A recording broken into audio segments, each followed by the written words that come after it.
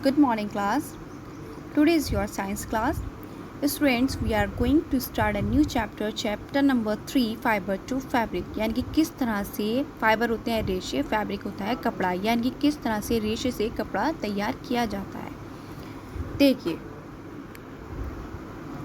Clothes are as important as food and shelter for human beings. Clothes उसी तरह से important है किसके लिए, इंसान के लिए, जिस तरह से खाना उसका और शेल्टर यानी कि एक छत उसके लिए ज़रूरी है। किसके लिए, ह्यूमन बींग्स के लिए। We wear clothes for protection against weather condition such as rain, snow, extreme heat और cold.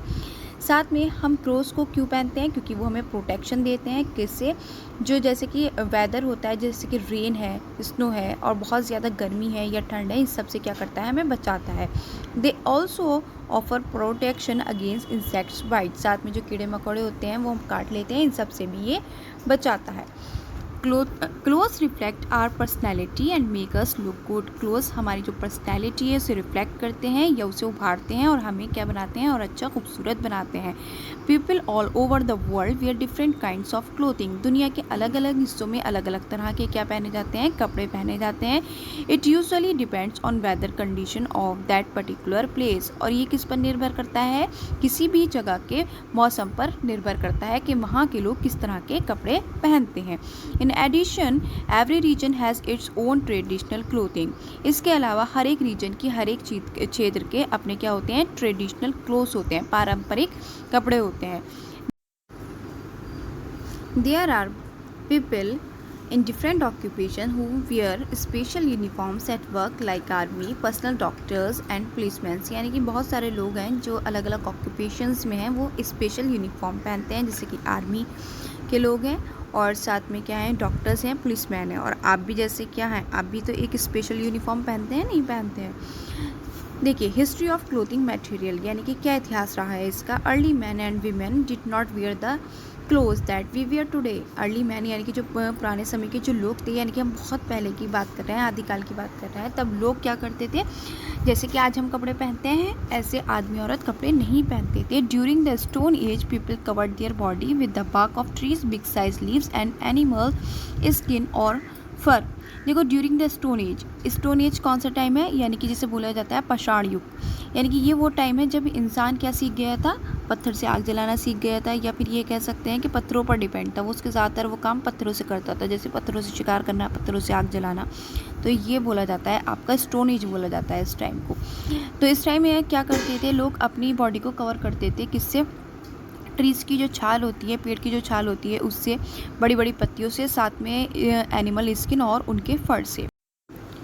Wool was use as early as 6000 year ago. ऊन का इस्तेमाल 6000 साल पहले किया गया था। Silk came into existence around 300 BC in China.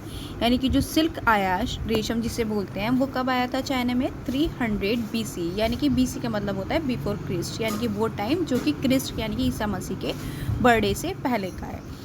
Plant fibres like cotton came into use after the early man learned about growing crops. यानी कि जो प्लांट फाइबर है जैसे कि कॉटन, इसका यूज़ कब किया गया था, जब अर्ली मैन ने क्या सीख लिया था, फसलों को उगाना सीख लिया था। इन इंडिया कॉटन का came into use majorly around 300 BC। यानी कि जो इंडिया के अंदर है वो कॉटन का यूज़ कब किया गया था, यानी कि 3000 साल ईसा पूर्व। Earlier people use to wear unstitch clothes and just wrap them over their body. यानी कि जो पुराने लोग थे, बहुत पुराने आदिकाल के बात कर रहे हैं हम, तो जो लोग थे वो क्या करते थे, कपड़ों को सिर्फ क्या करते थे, लपेट लिया करते थे, अनस्टिच रहते थे, यानी कि वो बिना सिले कपड़ों को ही अपनी बॉडी पर लपेट लिया करते थे। Even today people wear dhoti, lungis और saris which are unstitch cloth pieces. आज भी क्या किया जाता है, आज भी लोग अनस्टिच क्लोथ पीसेस को क्या करते हैं, रैप करते हैं। जैसे कि यह धोती अनस्टिच ही होती है, वो भी लुंगी और साड़ीज़, ये भी कैसे हैं, उन कपड़ों के हिस्से हैं जो कि अनस्टिच हैं। उसके बाद आता है आपका fibres and fabrics. Any cloth made from yarn और फाइबर्स बाय वीविंग, नीटिंग और फेल्टिंग इज कॉल्ड फैब्रिक। यानी कि वो कपड़ा जो कि किससे बना हुआ होता है, धागे या रेशे से बना हुआ होता है, बहुत सारे प्रोसेस के ज़रिए, वीविंग, नीटिंग और फेल्टिंग, वो आपका कहलाता है फैब्रिक कहलाता है। क्या कहलाता है, फैब्रिक कहलाता है। इसके बाद आता है आपका ये fabrics are made of loose threads called yarn. Fabrics के किससे मिलकर बने होते हैं? यार्न से मिलकर बने होते हैं। Yarn consist of very thin strands और फाइबर्स। और ये जो यार्न है यानी कि धागा, वो किससे मिलकर बना होता है? बहुत छोटे छोटे बारीक बारीक रेशों से मिलकर बना होता है, जिसे क्या बोलते हैं? फाइबर्स बोलते हैं। अब देखिए इसमें आपको दिया गया है टाइप्स ऑफ फाइबर्स। क्या दिया गया है टाइप ऑफ फाइबर्स में? फाइबर्स आर इधर नेचुरल और सिंथेटिक। फाइबर्स दोनों ही तरह के हो सकते हैं। कैसे? नेचुरल भी और सिंथेटिक भी। सबसे पहले आपको इसमें दिया गया है क्या? नेचुरल फाइबर, उसके बाद सिंथेटिक फाइबर। ठीक है, नेचुरल फाइबर 2 पार्ट्स में डिवाइड है, प्लांट एंड एनिमल फाइबर। तो जो हम सबसे पहले स्टडी करेंगे वो हम करेंगे किसमें के लिए? नेचुरल फाइबर्स के लिए। नेचुरल यानी कि आपको नाम से ही पता लग रहा है क्या होगा, ये प्रकृति से प्राप्त होने वाला होगा। Fibres that are obtain from plants और animals are called natural fibres. यानी कि वो फाइबर्स जो कि हमें प्लांट से और एनिमल से प्राप्त होते हैं वो आपके कहलाते हैं नेचुरल फाइबर्स कहलाते हैं। For example cotton, jute, wool and silk are natural fibres. ये सभी क्या है? नेचुरल फाइबर्स हैं। Natural fibres are of 2 types. Natural fibres 2 types के होते हैं, plant fibres and animals fibres. सबसे पहले आपको दिया गया है प्लांट फाइबर्स।